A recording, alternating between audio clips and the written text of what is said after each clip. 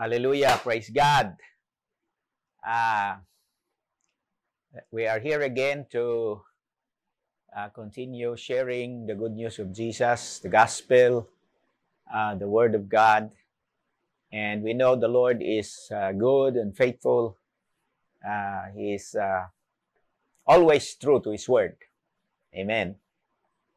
We have so many stories of the goodness of God, His grace, His power, His faithfulness, His kindness, His generosity. And praise God that padayon ta, no? Diya kay Lord. Patuloy yung ating gawain. Alam naman natin na si Lord ay hindi nagbabago. Praise God. For today's lesson, I will insert a very important lesson.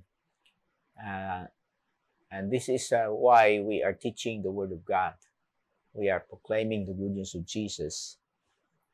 Because we want everyone to know how valuable is God's Word, how important is God's Word.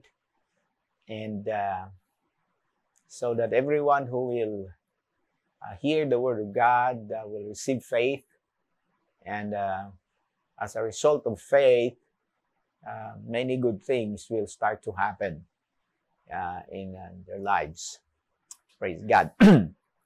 But first, of course, let's thank the Lord for this time. Father, thank you for your goodness, for your grace, for your mercy, for your love, for your compassion. Thank you for the opportunity that we can again, Lord God, worship you in spirit and in truth. And also that we can share God's word, teach God's word in the power of your Spirit. Holy Spirit, you are the real teacher. Hallelujah. We bless and honor you as we have this time, Lord God, today. Bless those that will watch and listen to the impartation of the word today.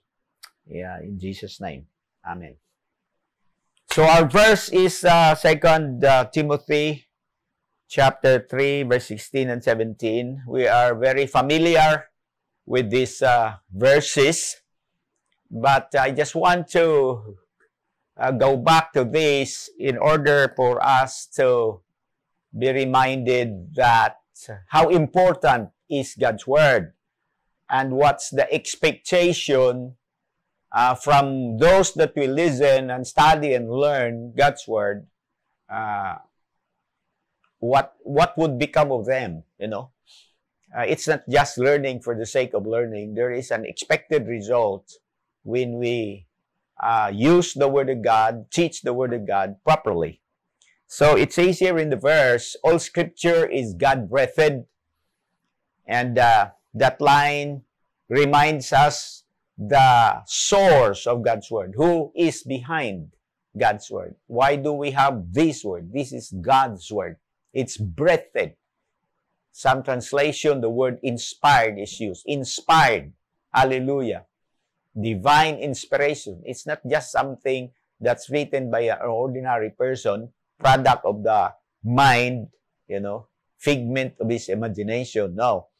The men and women of God that were used, you know, to speak the Word of God and write the Word of God, they were under inspiration when they did those things. It's like when a sailboat is being, you know, blown by the wind, and the wind is the Spirit, and, you know, the sailboat starts moving. That's the picture of being inspired. When there is no wind, the boat will stop. So the men and women of God, they were inspired by the Spirit of God, and so they wrote all these accounts here, including revelations that will help the people of God. That's why it says, all Scripture is God-breathed and is useful.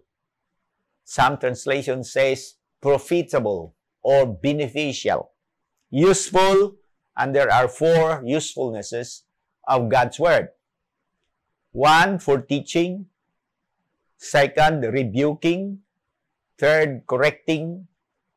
And fourth, training in righteousness.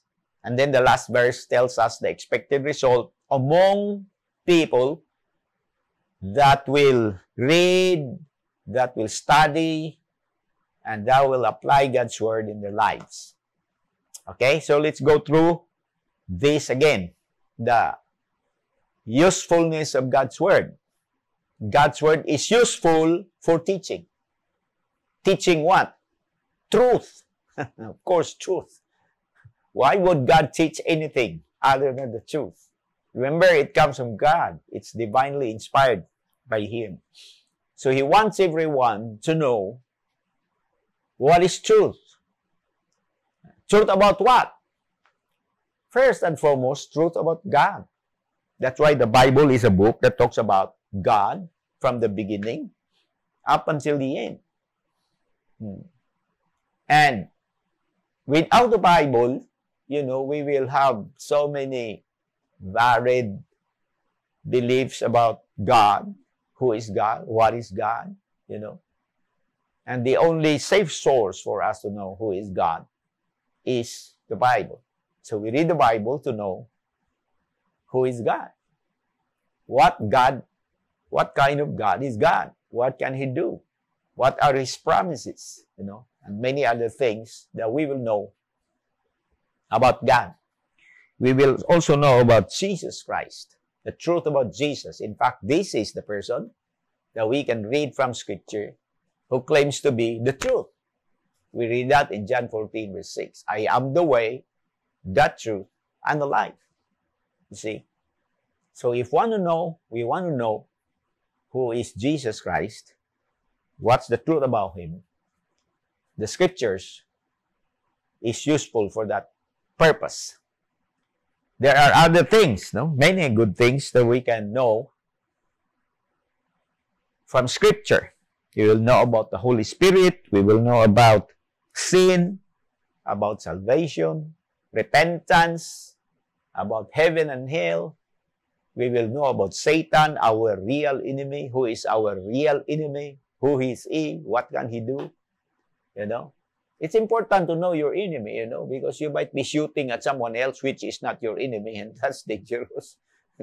You might be fighting, someone who is not your real enemy. So you're wasting your time. Or you may be friending somebody who is actually an enemy, but you did not know him. So you friend him, you build a relationship with him. That is why when we read the Bible, we will know who is a real enemy, and we will know what to do with him, as the Scripture would teach us. We will know about God's love, His grace, His mercy, His compassion. We will know about the plans of God for mankind, and so many other good things we will know from Scripture. That is why it was given for the purpose of teaching. Teaching so that people of God will know everything that they ought to know, which will help build their lives, which will help establish their lives and make them strong, make them able for the glory of God. Okay? It's not only teaching for the sake of, accumulating knowledge. It is teaching truth that will bring transformation on one's life.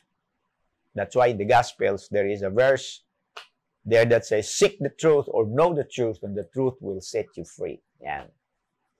So when we know the truth, by the way, the word know in Scripture is not just mental knowledge, it is experience. When you know the truth or experience the truth, the blessing of the truth, the result of that will be, deliverance, freedom, everything that's good will come into your life when you know the truth. And the truth comes to Jesus Christ by way of Scriptures. The other usefulness of God's Word, as we can see in 2 Timothy 3, verse 16, is for rebuking. In this case, the purpose or objective of rebuking is so that the people will stop doing whatever they are doing that's not in line with the will of God. That's the objective of rebuking, so that we will stop doing whatever we are doing which are not in line with God, which does not bring glory and honor to God. Upang ihinto natin yung mga ginagawa natin nung araw, nung hindi pa natin alam kung ano yung katotohanan. Mahinto natin yon dahil hindi yon nakakaaya kay Lord, nakakalugod sa Kanya. So, hinto yun dapat. No? Kaya yan ang objective ng rebuking. So, gamitin yung scripture upang magdala ng rebuke sa buhay ng tao, maipakita sa kanya kung ano yung mga kamalian na ginagawa niya, yung mga maling paniniwala na hinahawakan niya, yung mga nakakasira, mga values and principles na kung saan-saan niya sa buong mundo na pulot, na makakasira sa kanyang buhay at sa buhay ng mga mahal niya. Yon, when you receive the truth from Scripture, it will rebuke you and will point these things to you. It will convict your life so that the result is that you will stop doing whatever these things that are not pleasing to God, that are not in line with the will of God. That's why there is rebuking. One use of God's word is to rebuke us. You know, humanly speaking, pag nire-rebuke tayo, hindi tayo masaya kasi yung rebuke nagdadala ng masakit, hapdi sa puso. So, di ba ganun yun? Lalo na when you are rebuked in public, siyempre hindi ka masaya. Ngunit yung rebuke na nananggaling sa Scripture, na ginagamit ang Scripture para kayo ay ma-rebuke, no? Maganda at mabuti ang pakay noon. It's not to harm you, it's not to hurt you, it's not to embarrass you. It is actually to help you. Ano ang objective?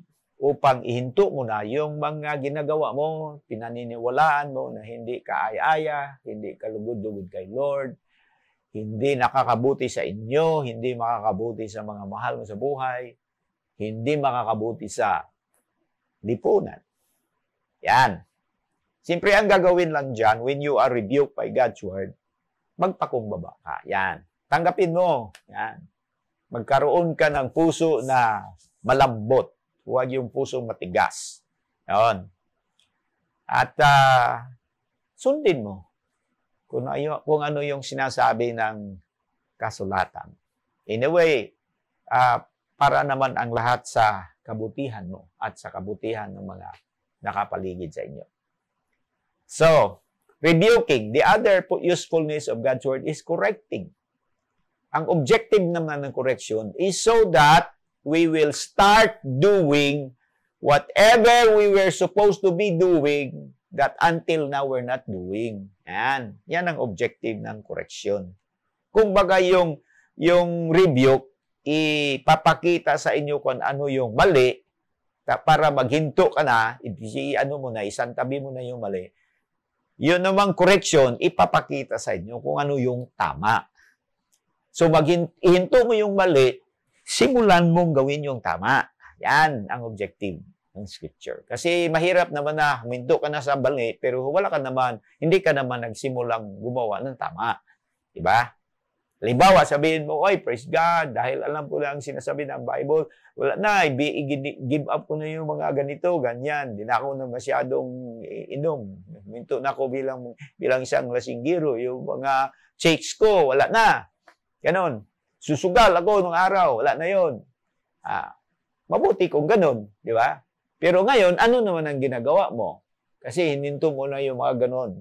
Pero ngayon, ano nang ginagawa mo? Wala rin, hindi, mali din yun, di ba? Kasi dapat may hininto ka, pero dapat may sisimulan ka.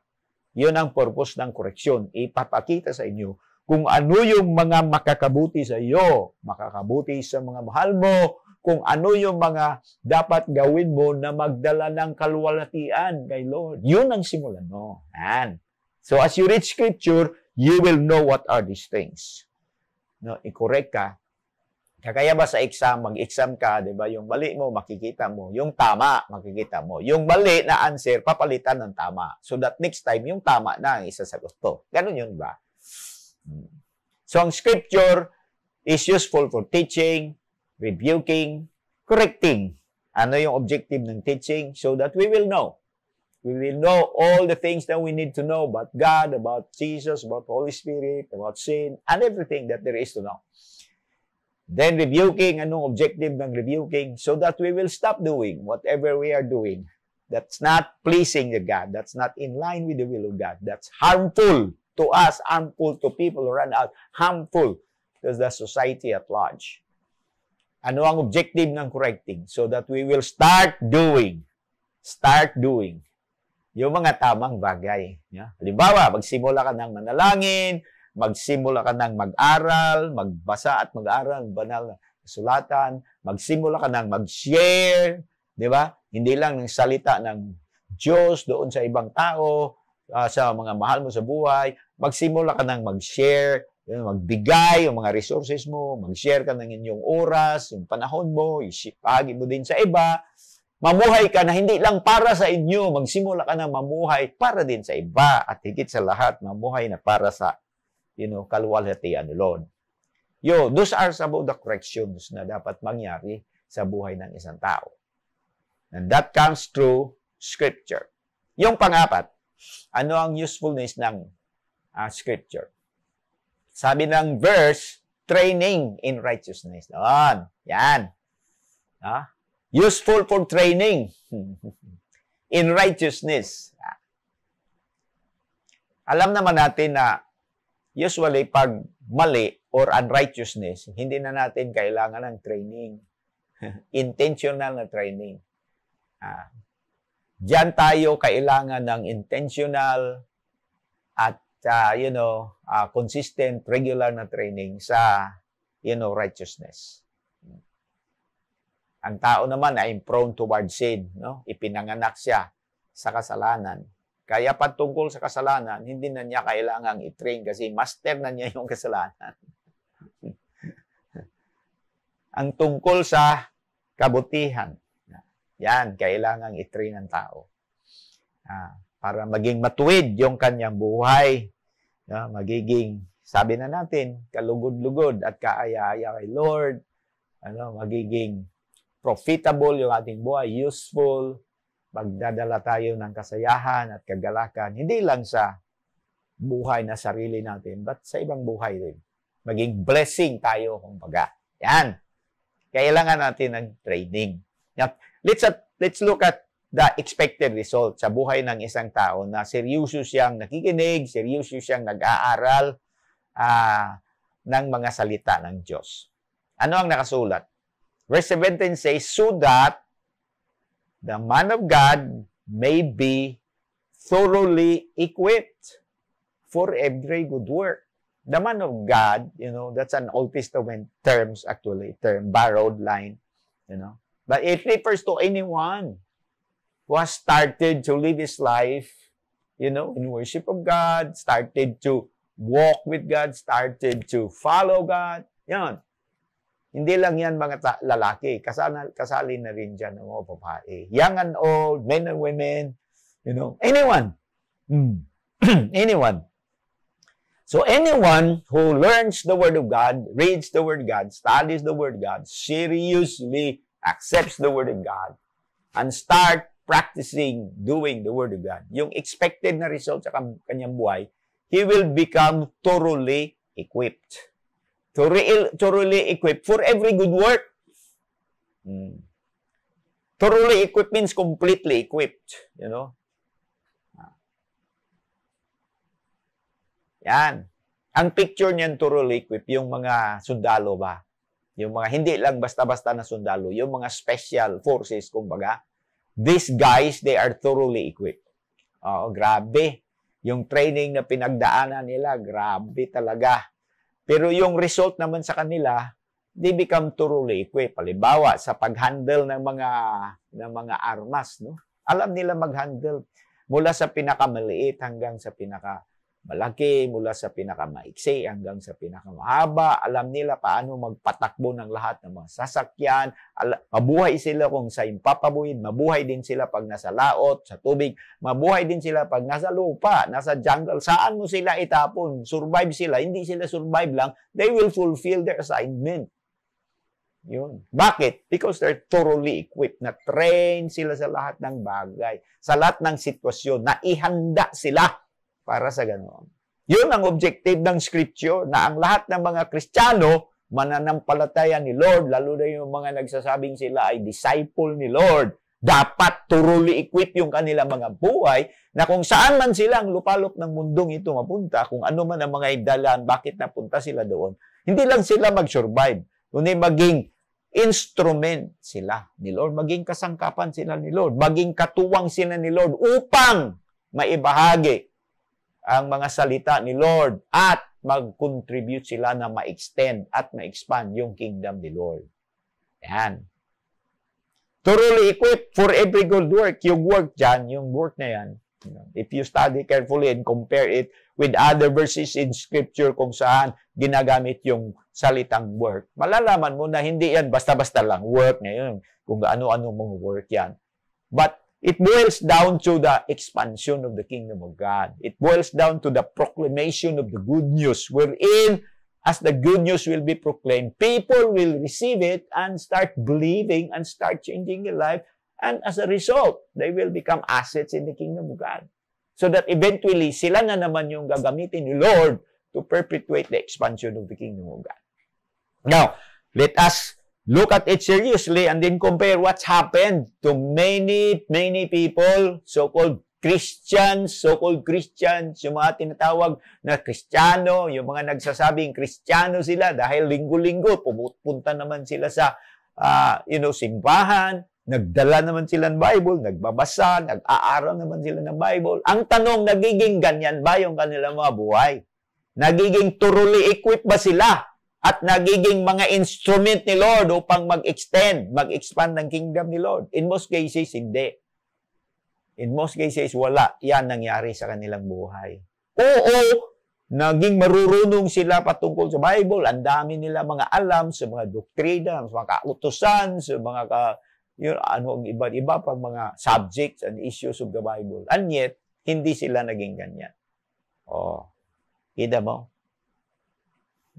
Kaya mga kapatid, inuulit-ulit natin ito. Do you know why I started teaching a series? First Thessalonians, Second Thessalonians, now we are in First Corinthians. Kasi we're following this pattern. Tinuturo natin. Kasi mayroong mga pagtuturo. Si Apostle Paul, halimbawa, tinuruan ni Apostle Paul in First Corinthians, yung mga Kristiyano na sila ay tumanggap na ng biyaya mula kay Lord. Bininiyaan na sila. As a result of the grace of God coming into their life, nagsimula nang magbago ang buhay nila. Una doon, dati sila nasa kadiliman. Ngayon, nasa, liwanag na sila. Dati sila, lublub doon sa kasalanan. Ngayon, dahil kay Kristo, naalis na yung kanilang mga kasalanan, tinanggal na ni Lord lahat yun, hinugasan na sila ng banal na dugo ni Jesus. Ngayon ay yung righteousness ni Jesus na ang nasa buhay nila. At saka pinuspos sila ni Holy Spirit ng kanya mga kaloob. Kaya sabi doon sa 1 Corinthians 1 verse 7, hindi kayo nagkulang kahit anumang kaloob. Amen. Kaya lamang ang nangyari sa Corinth, as I was sharing it with you the past couple of Sundays, somewhere along the way, yung mga taga-Korinto, mga mananampalataya doon, hindi sila nag-progress, hindi sila nag-abante sa kanila, hindi sila sulong ba, nahinto sila, stagnate sila, nadali sila doon sa mga immaturity nila, sa carnality nila, yun ang dumali sa kanila. Yung mga immoral na mga practices, tolerate nila, wala namang isang taong naging matapang upang i-deal yun para mahinto na yun, wala namang nag-rebuke sa kanila, hoy, mali yung ginagawa natin. Yung mga abuses nila patungkol sa pag-celebrate ng Lord's Supper, patuloy lang nangyayari yun. Mga away-away nila, walang isang taong tumayo sa kanilang kalagitnaan para i-point out yun na mali yun at ihinto na dapat dahil mali. Kasi pag mali, hindi nagdadala ng kaluwalhatian at kasayahan kay Lord. Yung ating witness, yung ating reputation and influence as a congregation of God in this place will be affected. Imbis na tayo ay titingalain ng mga nakapaligid sa atin.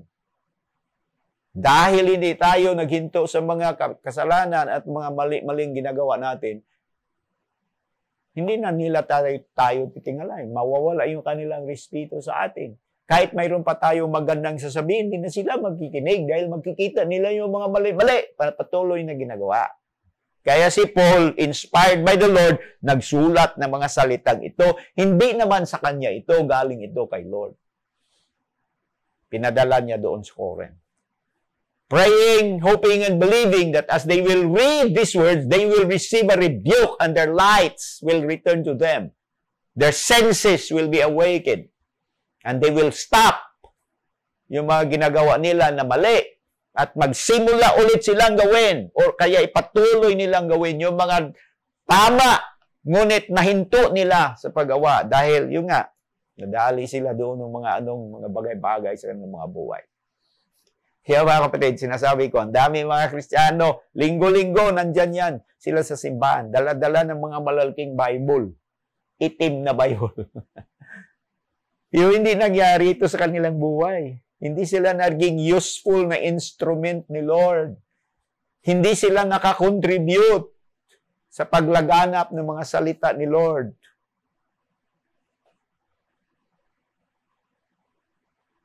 Sad to behold, but it's what's happening. Kasi yung nga, ang mga Kristiyano for many years nagiging religious, nagiging traditional. Basta na lang kay turo ng turo, hindi naman natin tinitingnan, hindi natin ina-assess kung may epekto ba doon sa buhay ng tinuturuan natin ang mga salita ng Diyos. Yan. Basta lang tayo patuloy. Anyway, mayroon naman tayong sahod. Di ba? Yan ang nangyayari. Pero ngayon, iba itong ginagawa natin, mga kapatid. Kayong lahat dyan na nakikinig, tinitingnan ninyo ito, BCC people especially, iba itong ginagawa natin. Sa tulong ni Lord at sa pamamagitan ng kanyang biyaya sa ating mga buhay, hindi natin sundin yung mga maling nangyayari. Kahit pa sa mga buhay ng, kumbaga, tinatawag nating mga kapatid sa pananampalataya, pero wala namang nangyari sa buhay nila, ba't sundin natin sila? Magsunod man lang tayo, magkopya man lang tayo, yung tama ang kopyahin natin. Biro mo yan, magkopya ka man lang, mali pa yung kinopya mo. Diba? So, ang dami mga Kristiyano ganito, magandang buhay tingnan kung linggo, puno ng kaalaman kanilang mga utak, puno ng kaalaman ng Word of God, kumbaga, ng Bible, daming verses na memorize nila. Pero nangyari ba sa kanila ito? Naging turuliik ba sila? Sila ba yung maasahan mo na mag-contribute para sa expansion ng kingdom ni Lord? Sila ba yung hindi natatakot na mag-share ng kanilang testimony, ng salita ni Lord? Sila ba yung may kaya na gawin ang mga dapat gawin para sa mga bagong mananampalataya? In most cases, hindi. Kasi basta man lang sila tinuturuan, binabahagian ng salita ni Lord, Sunday after Sunday, pero yung mga nagturo sa kanila, walang expectation sa mga buhay ng mga tinuturuan. Ngayon, mga kapatid, natuto na tayo. So, kinokorek na natin yung ating mga pagkukulang ng araw. Kaya ako, sa awa ni Lord, desidido talaga ako na makita itong expected result sa mga buhay ng aking mga tinuturuan. Kaya mga mahal na kapatid, mahal ko kayo kay Lord. Gusto ko po lamang mangyari kung ano yung nakasulat sa buhay ninyo. Naniniwala ako na bawat isa sa inyo ay, magiging makapangyarihang instrument ni Lord na mag-contribute para sa expansion ng kingdom ni Lord kung saan mang dako sa mundo kayo mapunta. Amen. Hallelujah. I'm praying. We're praying every day. Isa yan sa mga item na dinadala natin before kay Lord gabi-gabi. Na yung spirit of wisdom and revelation concerning God's word ay, darating sa inyong buhay. Paulit-ulit na tutulungan kayo ni Holy Spirit upang maihayag niya ng maigi ang mga kakatuhan ito. At nang sa ganun ay maalis kayo sa mga maling pag-iisip, maling mga akala. Mahinto na yung mga hindi. kaaya-aya kay Lord, masimula na yung mga kaaya-aya. Kahit anong hirap, basta ito ay makadala ng kaluwalhatian kay Lord. Hindi tayo matakot dapat na gawin. Gawin natin. Because we are here to live on this earth to glorify God. Man's chief aim in life is to bring glory to God. Hindi tayo dapat nabubuhay para sa sarili lamang. Hindi tayo yung mga tao, ang hinahanap natin ay yung ating kasayahan lamang. Hindi. Tayo ay mga tunay na mananampalataya. Tunay na mga tagasunod ni Lord. Mga disciple. Dapat tayo ni Lord na handang maglaan ng ating sarili mga buhay para sa kaluwalhatian ni Lord. Kakahiya yung mga Kristiyano na liit lang ng problema. Umaatras. Hinahanap nila yung easy life. Hinahanap nila yung comfortable and convenient na buhay. Ayaw nilang magpa-rebuke, ayaw nilang magpa-correct, ayaw nilang magpaturo, ayaw nilang magpa-train. Kung ayaw mo, bakit pa kayo naging Kristiyano? Kasi ang Bible, ang purpose ng Bible ay ibinigay ng sadya ni Lord dahil sa apat na kadahilanan at ang expected na result. Ang expected na result, kung sino man ang magbasa, mag-aral ng salita ng Diyos, ay magiging, ano ang sabi ng banal na aklat? Sa gayon, ang lingkod ng Diyos ay magiging handa sa lahat ng mabubuting gawin. Handa, meaning to say, ready to perform, ready to do. Hallelujah. Ready to oblige. Hindi yung, hindi ko kaya yan. Ay, wag ako, si ano lang. Hindi, ganun. 25 years ka na, paulit-ulit punta sa simbahan. Balik-balik kang pumupunta sa simbahan. 25 years. Hindi mo kayang gawin yung mga simple na bagay. Nahihiya pa pa. Saan ang epekto ng salita ni Lord kung ganun? Saan na yung mga taon-taon, linggo-linggo, buwan-buwan, araw-araw na pakikinig mo sa salita ng Lord? Ano ang nangyari? Diba? Kaya nga, Bible, ine-encourage niya tayo na makinig ng mabuti sa pag-aaral at pagtuturo ng mga salita ni Lord. Sabi dito, kaya nga dapat nating panghawakang mabuti. Ito ay nasa Hebrews chapter 2, verse 1. Kaya nga, dapat nating panghawakang mabuti ang mga katotohanang narinig natin upang hindi tayo maligaw. Yan. Di mo yan? Ang dami mga Kristiyano naligaw. Nandyan sila sa buong ng simbahan, pero naligaw sila. Every week, nandoon yan sila. Dala-dila nila yung mga Bible nila. Kumakanta, sumasayaw, kamay, wagay-way yung mga kamay. Pero naligaw sila kasi yung expected na result hindi nangyari sa buhay nila. Biro mo yun. Pero mga kapatid, ulitin ko. Ako ay buong puso at, pag-iisip, may pagkumpiyansa na kung ano yung sinimula ni Lord sa atin na mga 3 o 2 taon na ang nakalipas, no? Kung saan siniryoso talaga natin yung mag-study with the desire to apply God's Word. I believe na even now, makikita na natin yung resulta sa, dumadaming mga lingkod ni Lord. Yung mga bago pang naka-establish ng relationship kay Lord. Ngunit makikita mo na sila na talagang siniseryoso nila yung kanilang pagiging Kristiyano.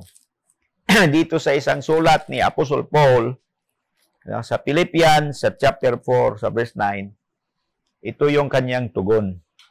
Sabi ni Paul, isagawa ninyo ang lahat ng inyong natutunan, tinanggap, narinig, at nakita sa akin. Kung magkagayon, sa inyo ang Diyos na nagbibigay ng kapayapaan. Ano ang sabi ni Paul? Isagawa ninyo ang lahat ng inyong natutunan, tinanggap, narinig at nakita mula sa akin. Ha? Sa English, whatever you have learned or received or heard from me or seen in me, put into practice. Yan. Kasi diyan talaga mahina ang mga maraming Kristiyano sa pag-practice ng salita ni Lord, sa paggawa ng salita ni Lord. Palagi lang silang, ay, hindi kaya, mamaya na yan. Palagi nilang kini-question, sa akin ba yon? Hindi ba yun para sa akin? So, mga pastor mo lang yan. Yon. Palagi silang naghahanap ng paraan kung paano maka-excuse sila. Pero ang totoo niyan, ang lahat ng salita ni Diyos ay useful and beneficial sa lahat ng tao na magbasa nito at makinig nito at mag-apply nito. Ang result ay the same. You know? Result yan, the same. Ikaw ay magiging thoroughly equipped. Hallelujah. Fully prepared, completely ready for whatever God will tell you to do, wherever you may be. It does not depend on your age, your educational attainment, your social standing. It does not depend on how much money you have in the bank. Hallelujah. It depends on the commitment and the desire and the hunger that you have to live a life that's pleasing to God. And, you know, your reliance in the Spirit of God. Kaya mga kapatid, as I close, you know, we will continue studying, reading, learning, sharing, teaching God's Word. But please do not forget, mayroong expectation si Lord sa mga buhay ng bawat isang Kristiyano. Do not fail the Lord in this aspect. Do not fail. This is your most reasonable act of worship, sabi ni Apostle Paul doon sa isang sulat niya sa Romans 12, verse 2. You know, ito yung nakakalugod na maari mong ialay sa Kanya. Yung buhay mo, you know, yung buhay mo, ialay mo sa Kanya. And let Him be the Lord of your life, your work, your business, your studies, your dreams, even your love life, even your kung ano-ano pa yung mga sumasagi sa isip ninyo. Hallelujah. I believe with all my heart na lahat ng mga Kristiyano ay pwedeng maging instrument ng Lord. In fact, many of you, God will use you greater than what He has done in my own life and in the lives of those ahead of us. Kailangan lang natin magpatuloy kay Lord. Hallelujah. Amen. So keep on reading, keep on studying, but above all, keep on practicing. Yan. Keep on asking God, Lord, dapat ito nangyayari na sa buhay ko. Dapat ako ngayon ay malakas na, matibay na, kaya ko nang gawin yung ginagawa ni Pastor, at least to a certain degree. Yan, kaya nga hinihikayat natin ang lahat na magsimula na kayo dyan sa kung saan kayo nakatira. Simula na kayo mag-start ng life group, mag-start ng sarili ninyong circle, lalo na tuwing linggo. You know, magsimula na kayong, yung mga kapatiran ninyo, mga membro ng inyong mga bahay. Invite na ninyo, magtipon tayo, tapos let's sing, let's study God's Word, let's worship, I lead in prayer. Kahit simple lang. Basta nagsisimula na kayo. Yun dapat. Hindi lang palagi lang kayo nakikinig, palagi lang watch, ganun. Ilang taon na, watch pa rin, wala pa rin gumawa, hindi pa rin, mali yun. You start acting, start practicing. Kasi doon tayo nasasanay. Pag nag-practice tayo, doon tayo nag-increase in understanding, doon tayo magiging eksperto. Walang naging eksperto na hindi nag-practice. Kaya start doing it. Kaya pinipressure natin kayo, ina-apply tayo kung kayo ng encouragement na magsimula na sa mga bahay-bahay ninyo. Huwag lang basta maging audience. Start participating. Amen? Hallelujah! Now I pray. Father, salamat. Thank you for your goodness and your grace. Thank you for reminding us about the reason why you gave your word to us. By way of inspiration, O Lord, very amazing, Lord God, very wonderful. And it's useful, Lord, for teaching us, rebuking us, correcting us, and training us in righteousness, so that every one of us, hallelujah, will become thoroughly equipped and ready for every good work. Lord, marami pa sa amin ang medyo malayo-layo pa. Malayo pa sa expectation ninyo para hindi nangyayari. But we have the desire, we have the hunger. And thank you for bringing us back, O Lord God, to your original design and path for your church. And that we will persevere, O Lord. Kahit ano mga kahirapan, mga, temptation, pressure ang aming madaanan. Kami po ay magpatuloy, O Lord, dahil alam namin, tutulungan kami ng banal na Espiritu. Salamat, O Lord. I speak favor and blessing sa lahat ng mga nag-join ngayong araw na ito, dear Lord. And I pray na the rest of the week, O Lord, as they'll start obeying, kung ano yung mga nababasa nila, natutunan nila from the Word, they will start practicing, acting on those lessons, O Lord. Your blessings, Lord God, will be poured out upon them. Healing, Lord God, material provision, miraculous, dear Lord God, mga surprises na, ibigay ninyo sa kanila, O Lord. In order to put a stamp, O Lord God, that truly you're the one true God that loves and cares for your people. This I pray in Jesus' name. Amen.